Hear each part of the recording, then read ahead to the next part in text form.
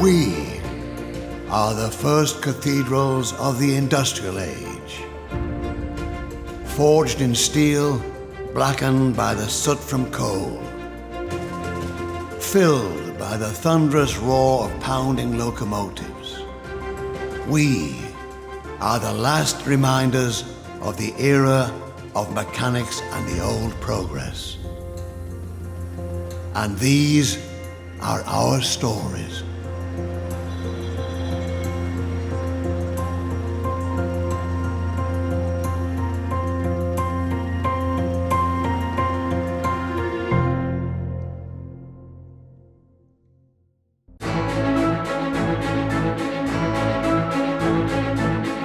Right from the very beginning, I was writing railway history. As the last monumental structure built in the industrial age during the Railway-Mania.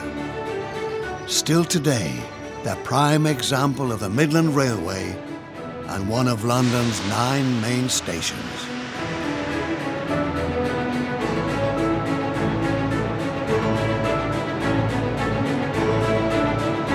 In the beginning, the Midland Railway Company was tolerated on foreign tracks. Its trains reached London via Euston Station and King's Cross, until I was created, St Pancras Station, chosen for the glory of England's richest railway company.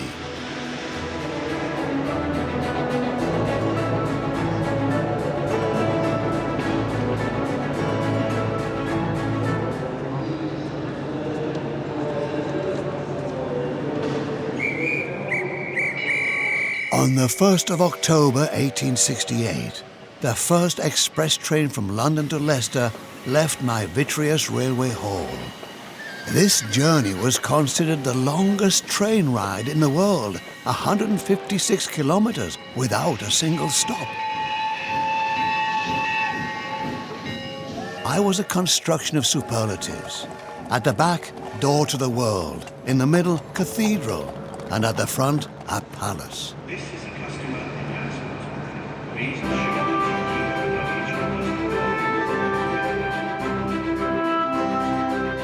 luggage. Sir George Gilbert Scott, architect of churches and cathedrals, designed me as a railway palace constructed out of innumerable turrets, spires and pinnacles, with materials of the Midlands, sandstone, red and grey granite and bricks, the shapeable dream material of the Victorian era.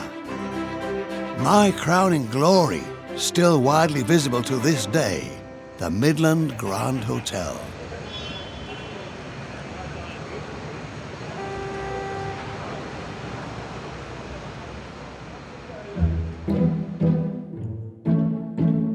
Innovations like revolving doors and levitating rooms, meaning elevators, made people gasp in astonishment.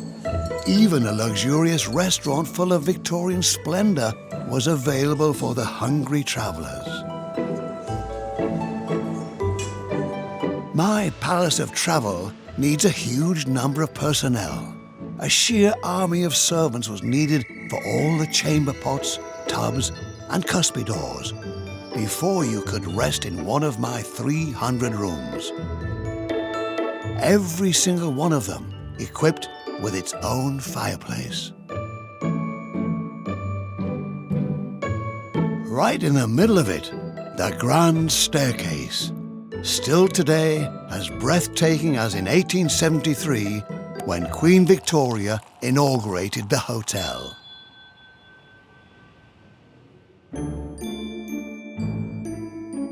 I am a place of magic, and the young Rosie Brigham, who was new in town, fell under my spell. St Pancras Station fascinates me because it is this beautiful mishmash and split between intricate Gothic detail, sort of harking back to an almost sort of fairy tale time, and the industrial power and just the might of the Industrial Revolution.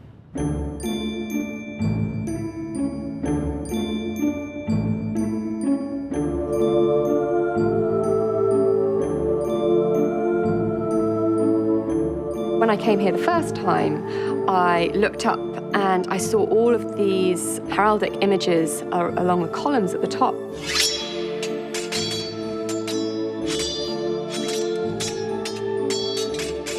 When the hotel was first opened, people who were coming in for the first time, they would have been aware of this imagery and know what it means, and it would just have given an extra dimension. But also internal tragedies shaped each of the 59 years that the Midland Hotel existed and created its own myth.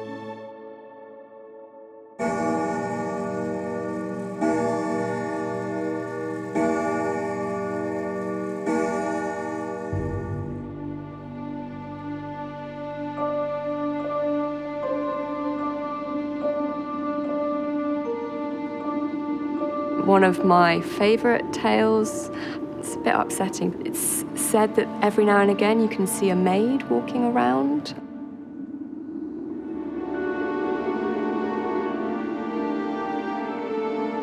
This was a maid who fell pregnant, unfortunately. She got to know one of the more illustrious travellers quite well, and unfortunately fell pregnant, and then he just travelled off and left her.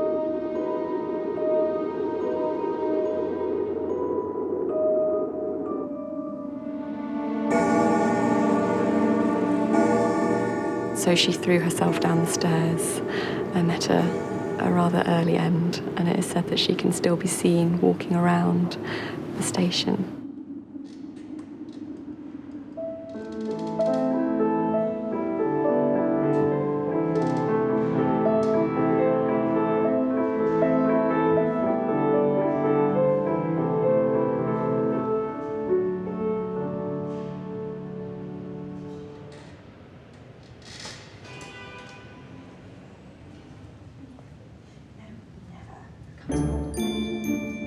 I love the lady in smoking room. Good afternoon. One of my favourite things is that it was actually originally meant to be a mixed-sex smoking room. It was meant to be the first of its type, so that both ladies and gentlemen could smoke together. Box. There's your matchbox. You just strike it. But pretty soon, the ladies didn't want the gentlemen to see them smoking, so they kicked them out, essentially, and it became a ladies-only smoking room.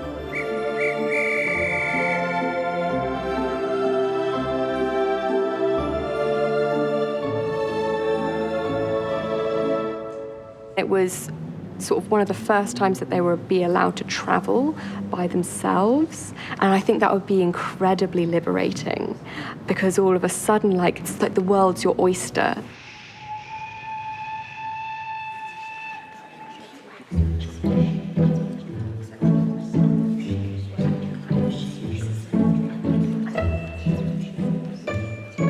The staircase in the Midland Hotel is fascinating. As you walk up it, it actually gets narrower. And that is because as you rise to the top of the building, that will be where the maids live.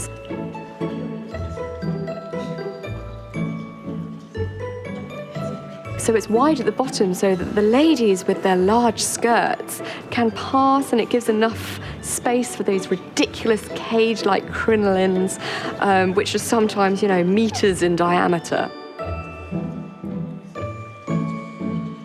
The ladies' fashion probably did have an influence on the architecture of the hotel.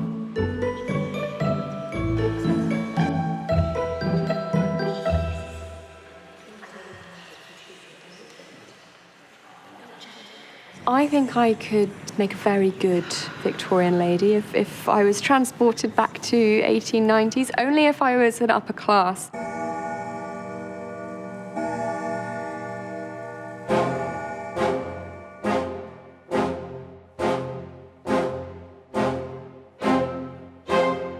Silently and quietly, standing between my platforms, Sir John Betjeman, appointed Poet Laureate to the Queen, fanatic of railways and my saviour. In the 1960s, he saved me from deconstruction, just like my single-span roof designed by William Henry Barlow, 689 feet long and 240 feet wide, made of cast iron and glass. At the time, unique in the world.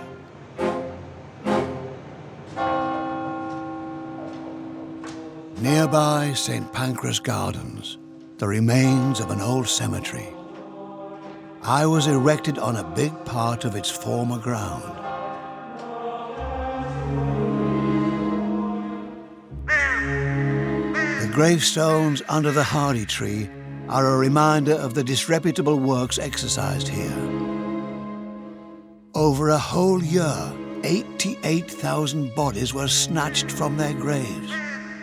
Malodor and irreverence accompanied my creation.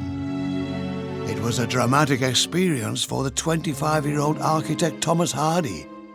He gave up his profession and turned his back on London forever.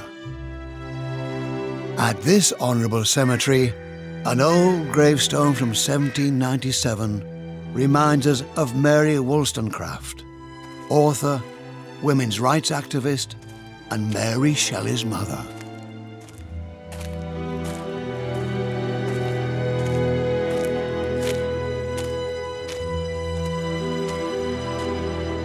William Jones was also buried here, schoolmaster and tormentor of the young Charles Dickens. His cruel, unfair, and agonizing nature gave endless inspiration for the future books of the young author.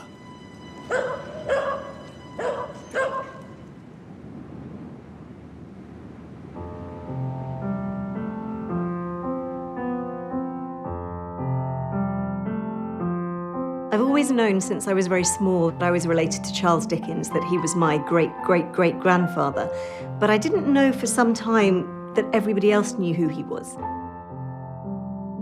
I hadn't realised quite how famous he was. And I remember one of my teachers talking about him at school, and I was thinking, how does she know about him? You know, he's in my family.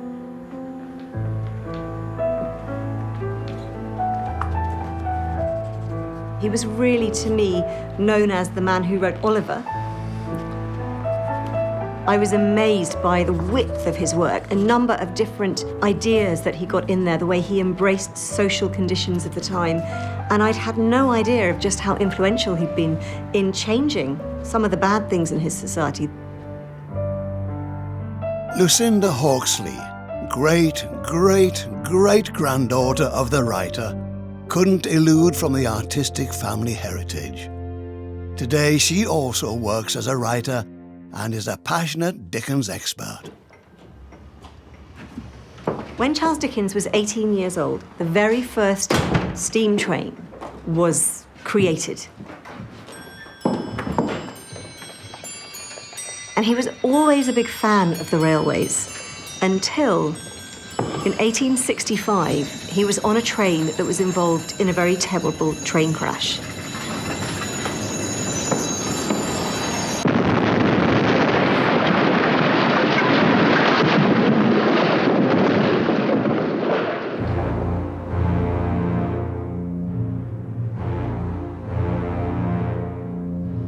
So this was the Staplehurst crash, and for many years it was one of the worst train crashes in British history.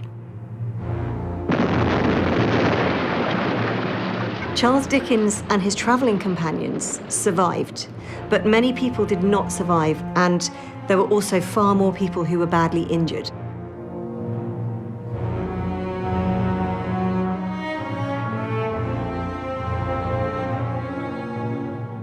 And this was something that scarred Dickens for life. So exactly 5 years to the day after the Staplehurst rail crash, Charles Dickens died. It was the anniversary of the rail crash.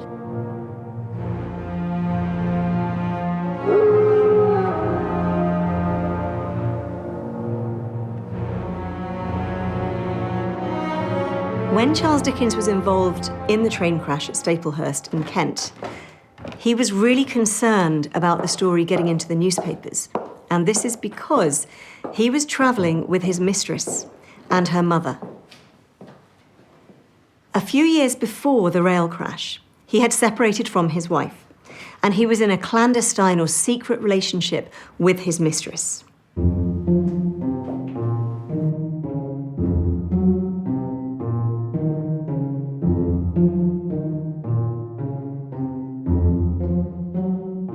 was also one of the heroes, because after he got out of the carriage and he helped his companions out of the carriage, he was then rushing around helping other people, and he was physically pulling dead or dying people from the train and trying to save them.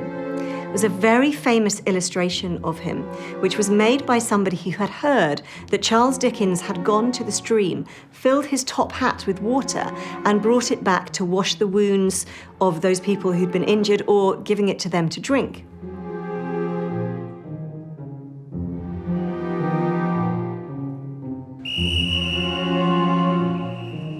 As well as saving people in the train crash, Charles Dickens went back to the carriage that he had been in to save his precious manuscript.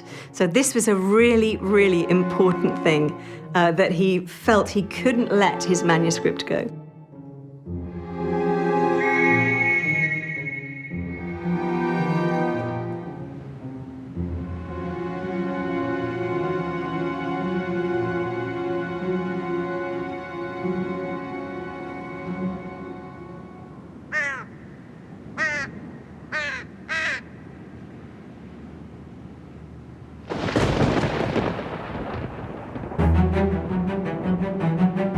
From the very beginning, I had to stand my ground in the middle of my numerous Londoner siblings, above all towards King's Cross and Victoria Station. Whilst I was servicing the rich Midlands, Victoria Station was crucial for the South and her connection to the continent.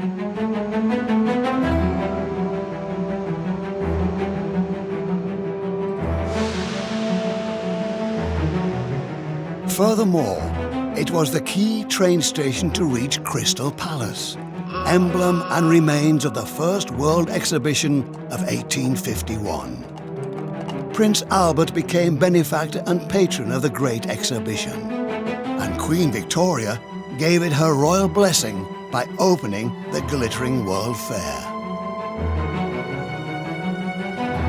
10 years later, shortly before the Second World Exhibition, her prince consort died at the age of 43.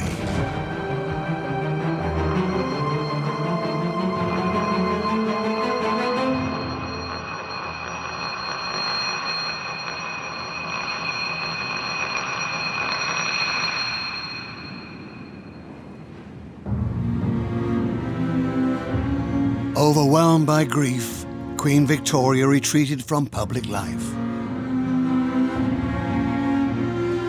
In mourning, the Queen Mother commissioned the Albert Memorial, financed by the British people in everlasting gratitude.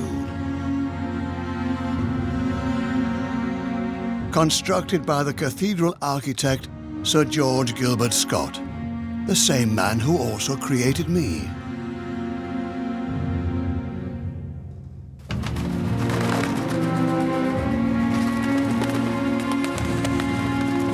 Prince Albert's statue sits gracefully, larger than life, in the middle of the 4 continents. He holds the catalogue of the First World Exhibition in his gold hands.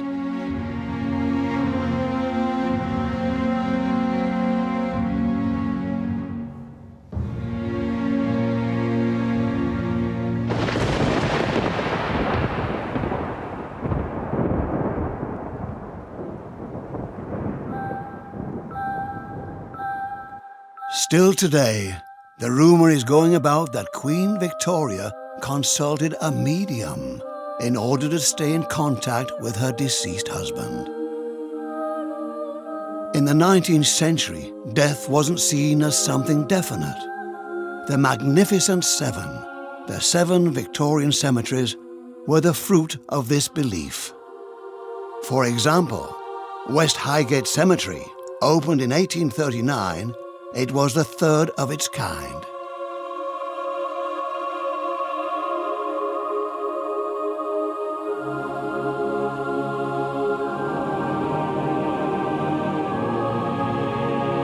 It was considered to be the most modern cemetery, erected fully in the spirit of the Victorian era.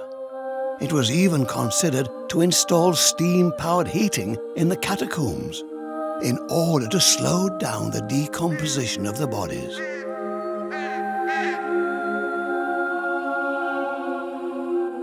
The hope for a better life after death blossomed in an expensive and bizarre way at the cemetery. People ran into debt in the here and now for the well-being of the dead in the afterlife. What was celebrated by kings and tsars was also desired by the upper classes: contact with the afterworld.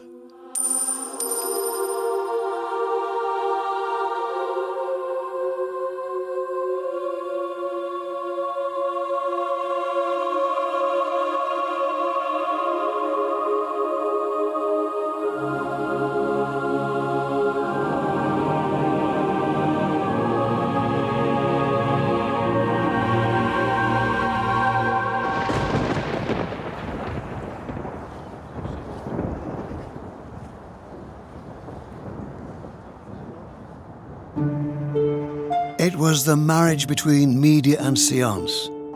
In Stansted Hall near London, people dedicate themselves to spiritualism. Even today, they still research and teach about life after death. Stephen Upton experienced his first apparitions at the age of 15. Today, he is a convinced spiritualist and passive medium.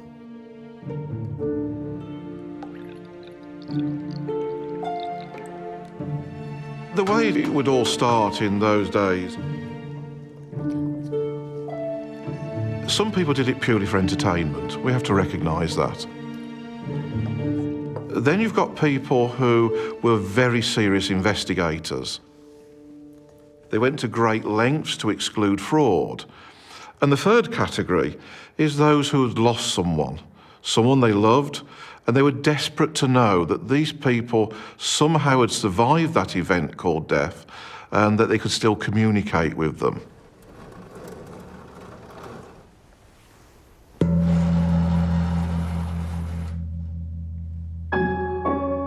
We start seeing the use of what we call dark seances, the use of cabinets.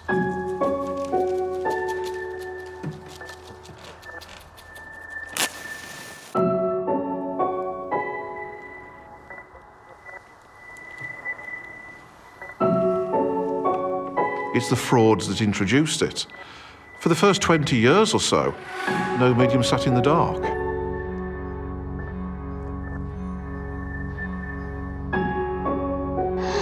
And it's believed by most that that was simply because it's easier to cheat.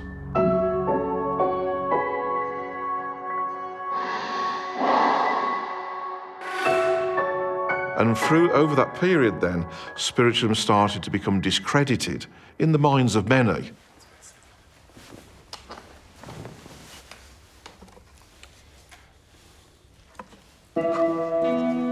In the beginning, it was an enjoyment for the upper classes, sitting down in the afternoon for a cup of tea and later communicate with the deceased. Using simple means like a piece of chalk in between two slates and tying a string around it. If the contact was successful, there would be a message written on the slate.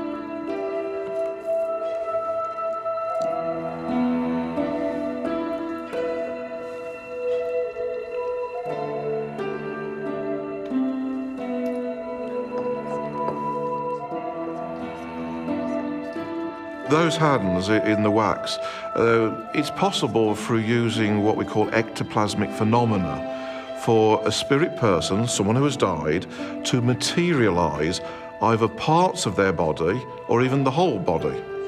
And they would materialise their hands and there'd be a bucket of paraffin wax. They would repeatedly dip the hand in the wax to form a mould around it. Then dematerialise the hand, you've now got an empty mould. We don't actually like to use the word proof. It's what we call providing evidence. Evidence to an individual can become personal proof. You decide as an individual if it proves life after death to you.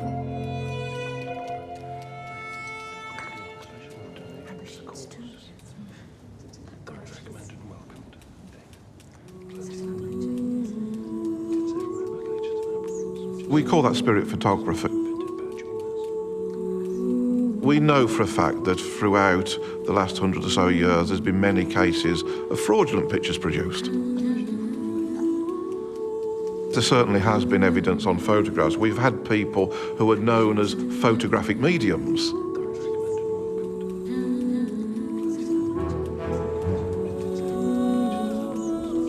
When you look at the photographs, with the knowledge we have today of things like Photoshop, etc., it'd be very easy for people to dismiss them and say, that's fraud. You can't take a photograph on its own. You have to also read the eyewitness testimony of the people who were present when that photograph was taken.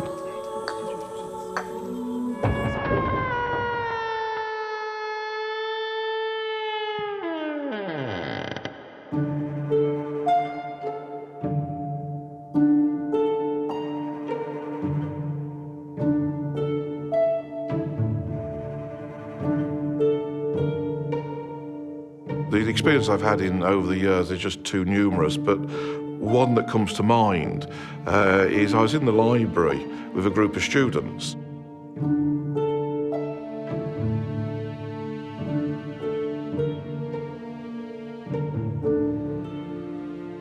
And in the reflection of the panel directly ahead of me, I saw a young man to my right stand up, turn and walk towards the door that was behind me to my right.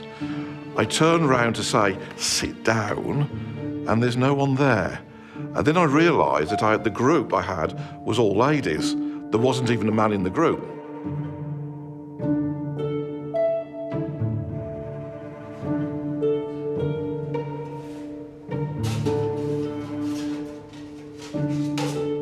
I think it's very important that I don't take myself too seriously.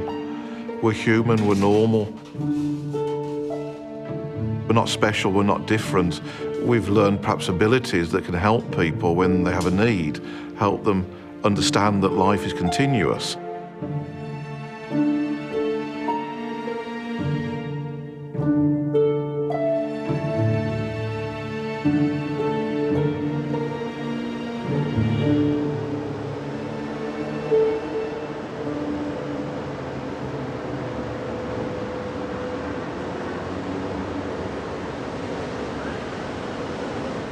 Customers for the 10:14 train to Disneyland Paris, this is the final call for check-in. Please go immediately to check-in.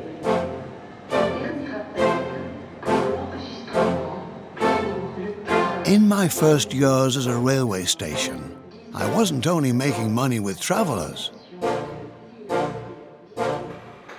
On my basement floor, where today's tourists and commuters hustled towards the continent, the distance between my pillars were measured in beer barrels, because my cellar was used by numerous breweries in the area as a gigantic intermediate storage facility and transfer site for beer.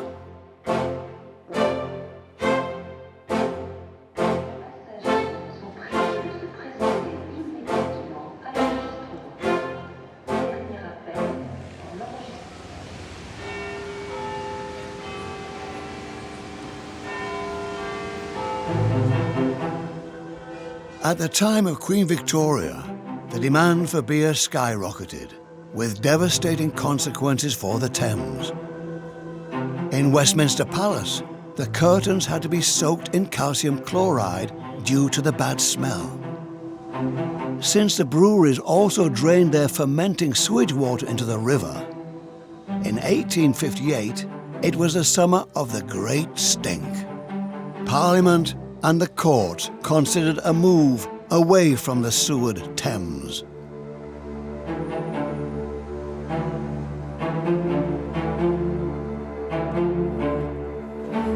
In 1865, London built the first and biggest sewer system in the world, a revolution. And pumping stations for fresh water, like the Kew Bridge pumping station.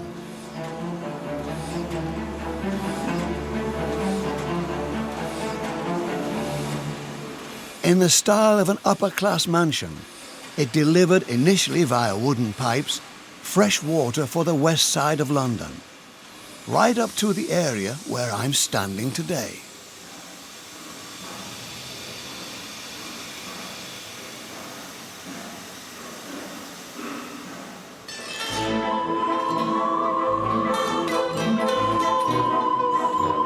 house full of steam-powered machines. The best of them were given names like Grand Junction. They could supply 29 million litres of water daily. Such futuristic Victorian sites attract a new generation of fans today. Steampunks like Ben and Tisha Henderson.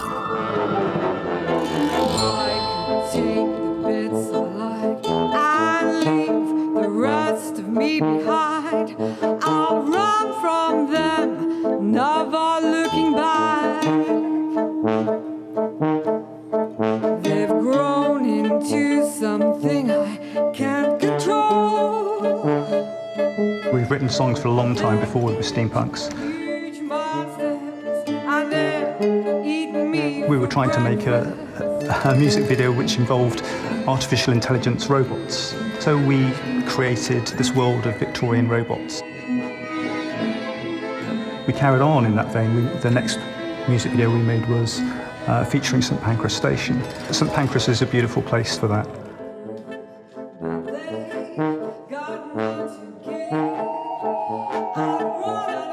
I wouldn't say steampunk is comparable to a religion, although to some people it is. Steampunk is a way of life. For me, it's choosing a slightly different path than other people choose, deliberately, trying to find some new aesthetic in the beauty of the past and bringing it into the future. That's what it's about.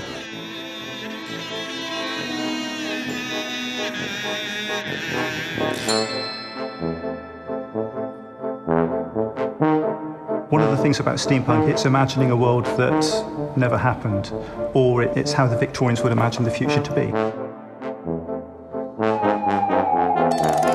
It's not just trying to create things that are actually old, it's trying to make things that look like they could potentially have a real function.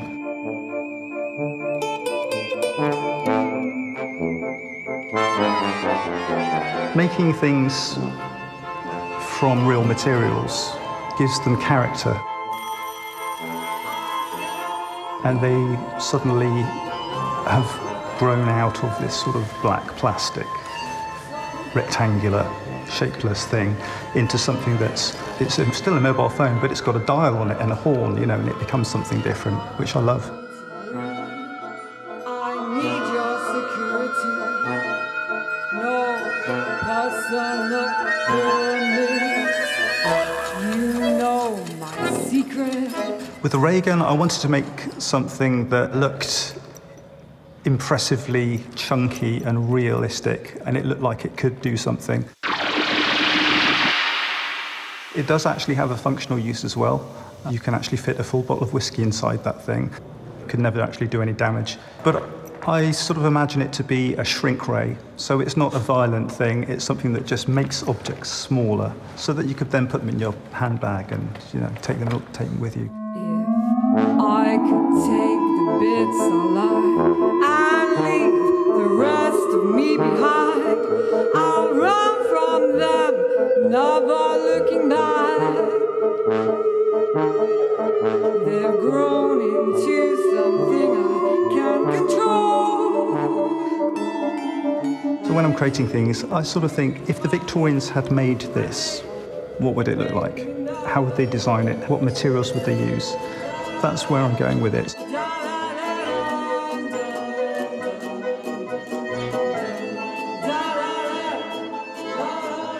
What makes me different from Ben is that Ben, he lives and breathes steampunk. He has his own shed where he spends a lot of time making stuff, and I have to call him out to have dinner or, you know, I'm not even allowed in that shed.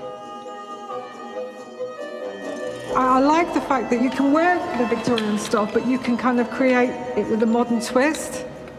So you can kind of bring it forward. At the moment, like, the culture of the young kids today, it's all about computers and your phones, and I don't think they're interacting. And what I like about the Victorian times, you know, you would go around to someone's house for tea.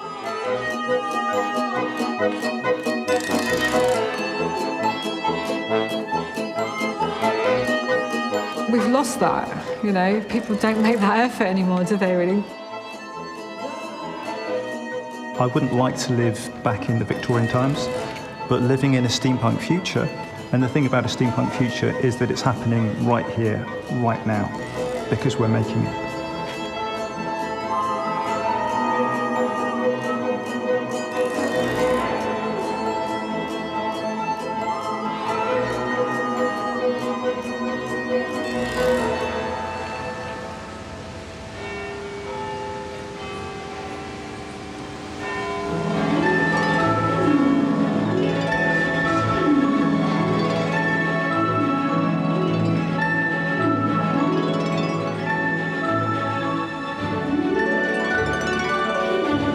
At a late hour, I awake to my second life, because the Londoner loves to stay around in my company for a little while, enjoying champagne, a cocktail, or a glass of ale.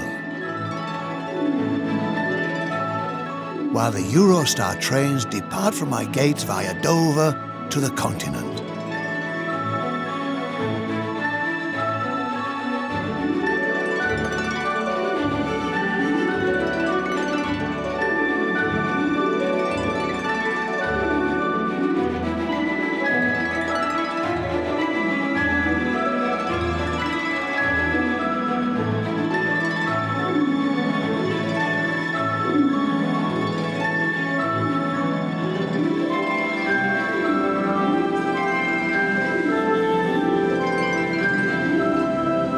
For decades, I was in bitter competition with my older brother, King's Cross. He was named after the statue of King George IV, which had to be displaced when he was constructed. 1852, at the day of his opening, he was England's largest train station.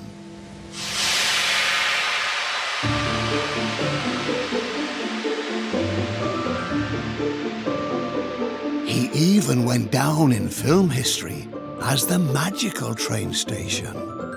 Young wizards and witches departed from platform 9 3/4 in the direction of Hogwarts.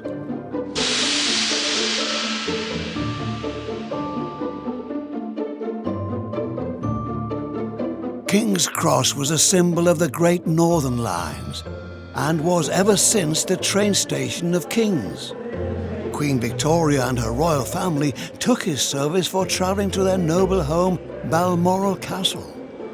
From this point, the famous Flying Scotsman used to travel north, and sometimes still does today. Stephen Lober spent his childhood between the platforms of King's Cross, son of a well-rooted railway family.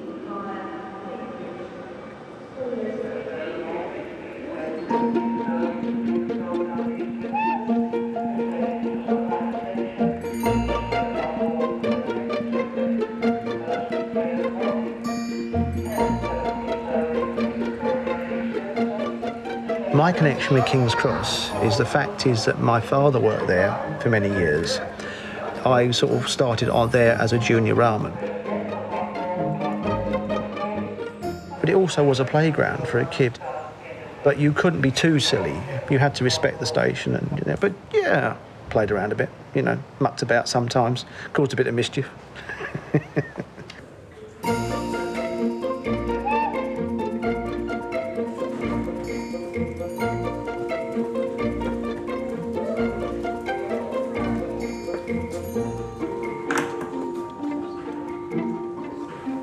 I wasn't born in the steam era, as you see in the steam trains working today. But it's a time that's fascinating me, and because my dad worked on the steam locomotives, they're human beings. You know, there's nothing you can describe it. They're just a fantastic working machine.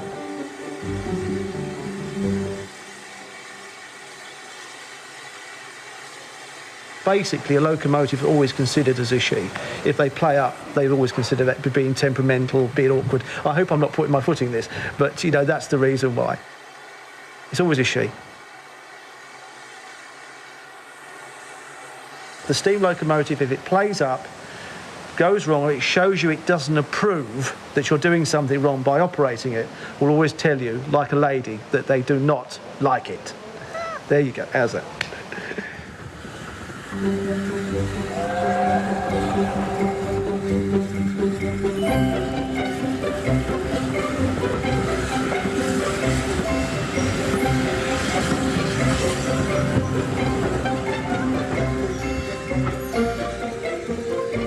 When I look at, I'll just say my old dad's lamp, basically it brings back some sadly happy memories for me.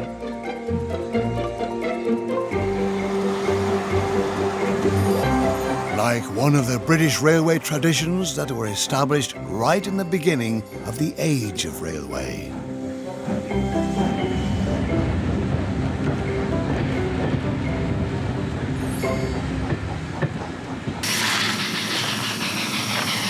The train driver's breakfast. Important morning ritual in the driver's cabin. With a minimum of space and means, typical British enjoyment.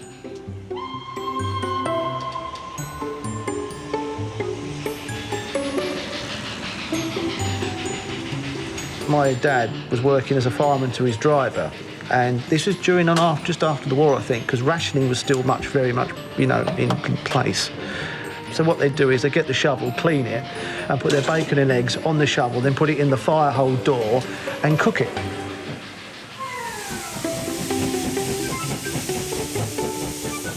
Well, my dad one day was off the loco doing something, and his driver had put his food on the shovel in the fire hole door.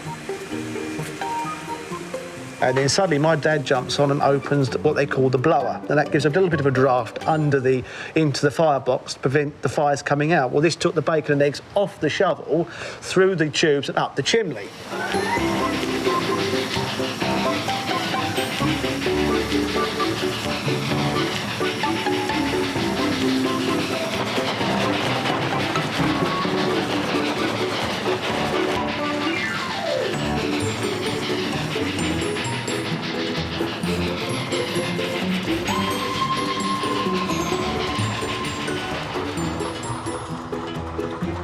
My dad had a very special encounter one particular day.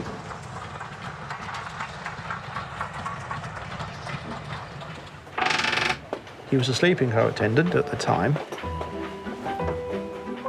One of his duties was he had to take hot teas to the passengers in the morning. Tea.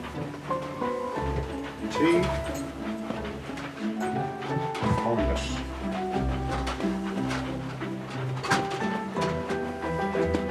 Well, he was doing this, and this young kiddie was running about, you know, in the corridor, getting under his feet. Any more? Young man, he said, please get out of the way because I'll spill hot tea over you. So the young chap stopped and went into his berth. My dad carried on doing his duty. He comes out with some more hot teas. He said, well, this young lad's running up and down. So he said, look, I've told you once. And he just tapped him on the bum. He said, look, just get out of the way. Your tea? So this young kid, he looked a bit startled and then shot into the side of into his berth.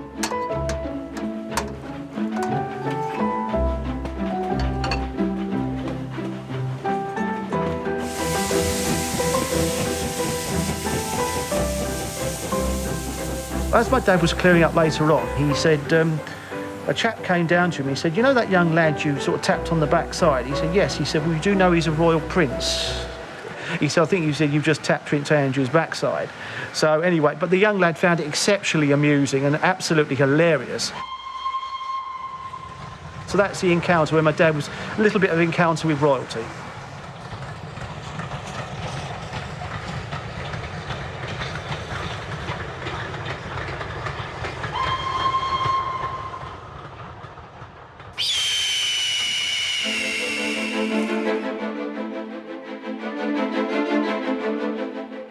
He is master of the birds, Wayne Parson. His passion lies in the elegant flight of hawks and the connection to wild animals, like Lizzie. She already posed alongside Harry Potter in front of the camera.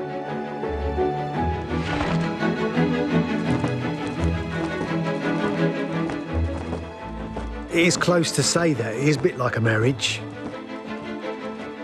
I won't mention that to my wife because I might get a divorce.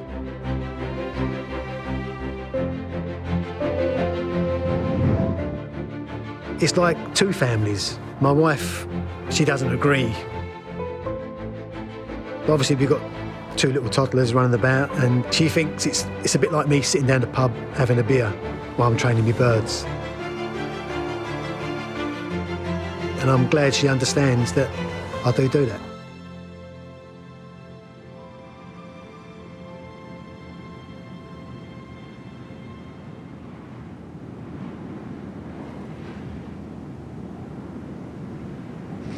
It's a bit like I'm the daddy and you're my three children.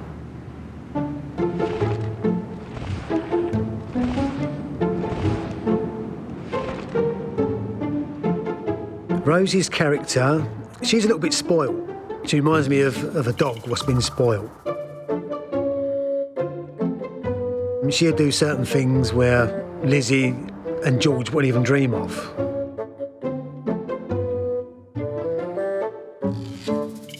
Sometimes she'll sort of fly off with the hump and realise she's sulking, and then eventually when I call her back, she will come back. If she's over her weight and she's heavy, and I decide to fly her, then she thinks the sky's the limits and she can just go off and do what she wants to do.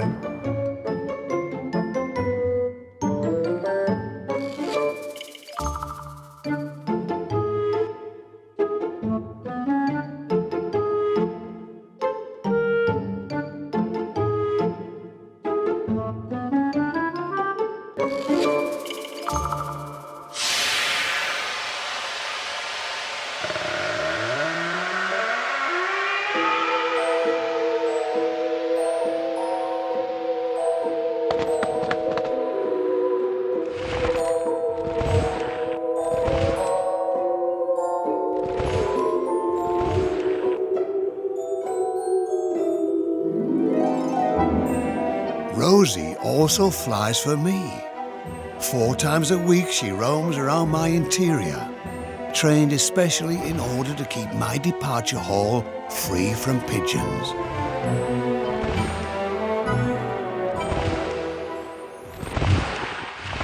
When I let the hawk fly in St Pancras station and seeing the bird fly free, it gives me a good feeling.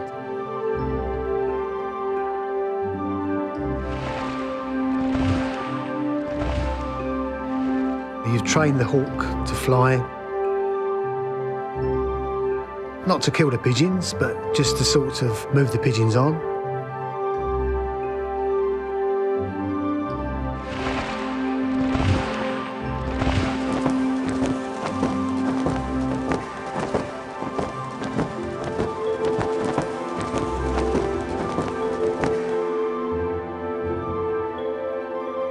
I do get worried of birds flying in St Pancras because anything can happen on a split second. Like a pigeon might fly in, the hawk might be up somewhere high in the rafter, and it might just come down and catch the pigeon. There's always that chance.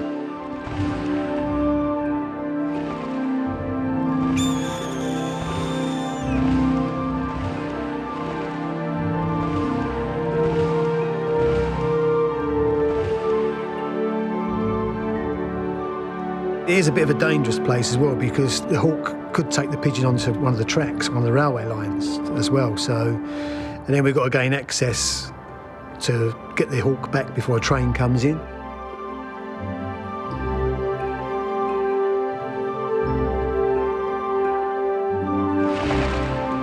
That's never happened.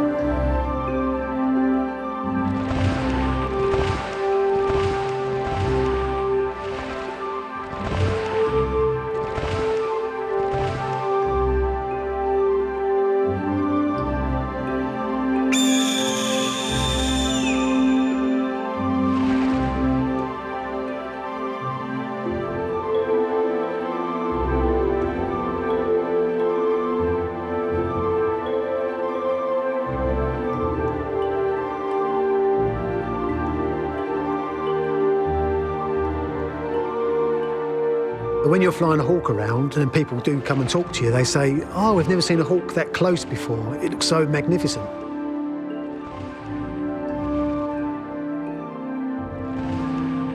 So the birds are celebrities. Because if I was walking there and started to talk to someone with no birds, they'd just give me the time of the day and that'd be it.